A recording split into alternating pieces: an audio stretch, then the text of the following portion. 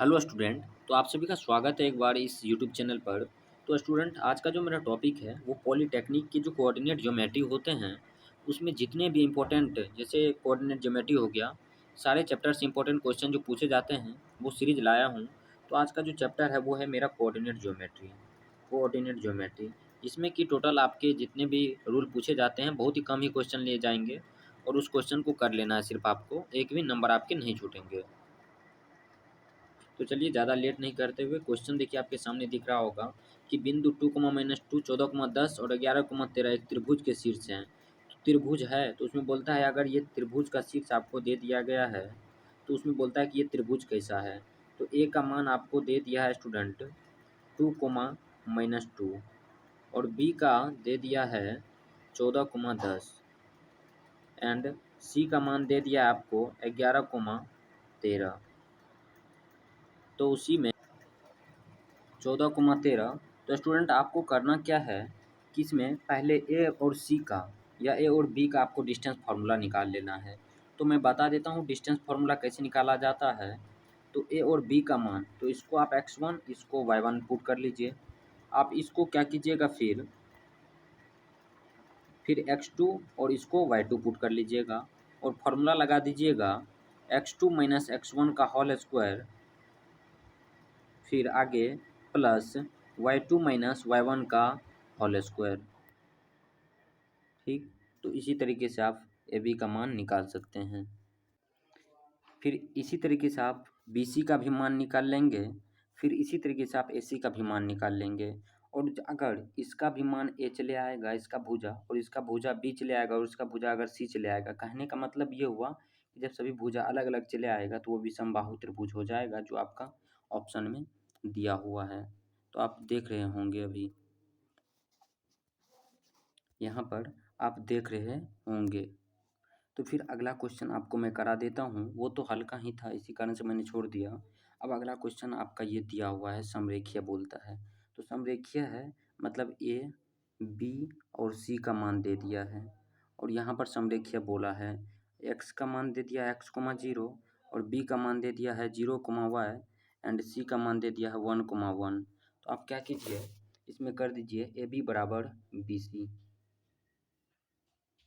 A B का मान कैसे निकालेंगे, तो इसको x1 और इसको y1 पुट कर लीजिए, इसको x2 और इसको y2 पुट कर लीजिए। y2 में से y1 को घटा दीजिए, तो y में से आप 0 को घटाएंगे, यहाँ पर y2 मतलब y में से 0 घटाएंगे तो y होगा बट्टे में x2 - x1, तो 0 - x तो -x हो जाएगा।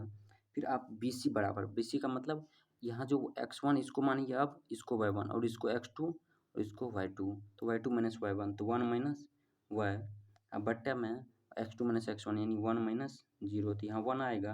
अगर आप क्रॉस मल्टीप्लिकेशन करेंगे तो आपका आ जाएगा x + y बराबर xy। तो ठीक, तो इसी तरह के 2 क्वेश्चन हो गए। तो अब अगला क्वेश्चन देख लीजिए आपको क्या पूछा जा रहा है। अगला क्वेश्चन भी बहुत ही हल्का है कि बोला जा रहा है कि बिंदु 2, 4 और बिंदु 3, -5 को मिलाने वाली रेखा को y अक्ष किस अनुपात में काटती है। मतलब कि यहाँ पर 2 पॉइंट दे दिया है, 2 बिंदु, यहाँ पर 2, 4 और यहाँ पर दे दिया है एक -3, 5। इसको बोलता है कि यहाँ जो y अक्ष है वो किस अनुपात में विभाजित करता है। तो जब भी y अक्ष बोलेगा तो y अक्ष पर x का मान 0 और y का मान y होता है। तो आप क्या कीजिए, इसके लिए दोनों का फॉर्मूला आप जानते हैं। इसको x1 मान लीजिए, x1 मान लीजिए, थोड़ा नहीं बढ़ रहा होगा पेन, इसको y1 और इसको x2 और इसको y2। और आप क्या कीजिएगा, फॉर्मूला में x1 + x2 तो डायरेक्ट आप कर लीजिए। x1 + x2 मतलब 2, -3, तो यहाँ क्या चले आएगा -1, अब बट्टे में 2 से भागा दे दीजिए और फिर 4, 5 को जोड़ दीजिए 9, अब बट्टे में 2 से भागा दे दीजिए, तो ये हो जाएगा आपका।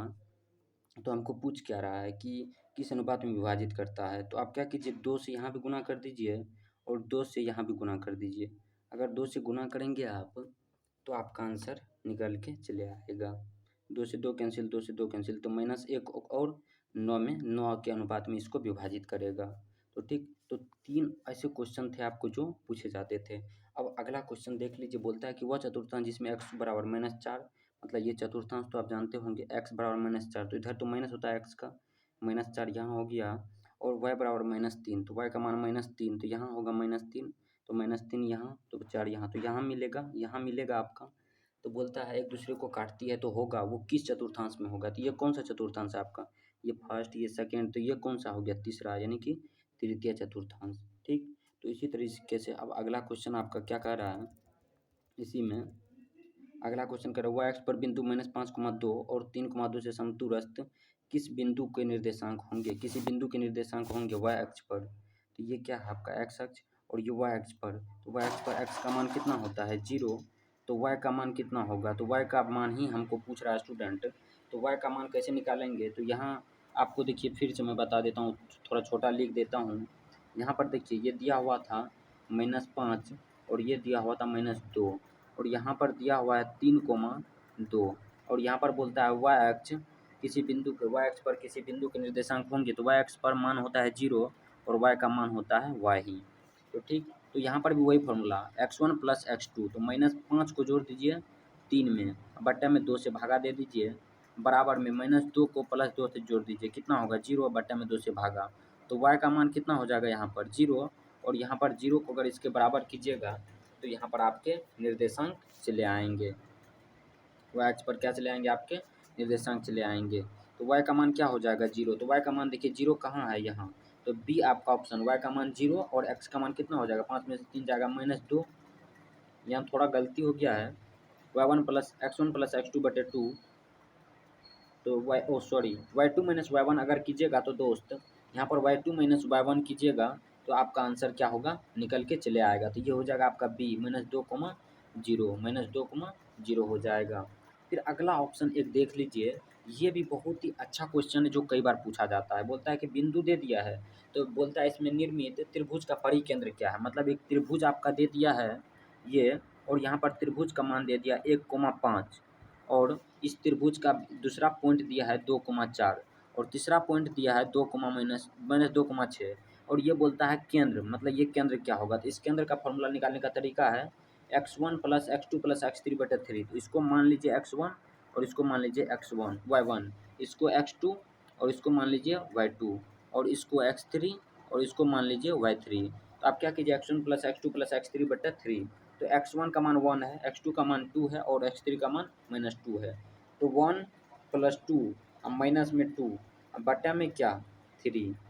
फिर अब दूसरा में क्या आ जाएगा? 5 प्लस 4, दूसरा में y1 का मान है 5 प्लस y2 का मान है 4 प्लस 4 है, सॉरी पेन नहीं चल रहा होगा, अब प्लस में 6 बट्टे में 3 से भागा दे दीजिए। तो अगर आप इसमें भागा देंगे तो 3 में से 2 गया 1 माइनस 1/3 आएगा यहाँ, और दूसरा जो मान आएगा 5 4 9 6 15, यानी कि यहाँ 5 आएगा।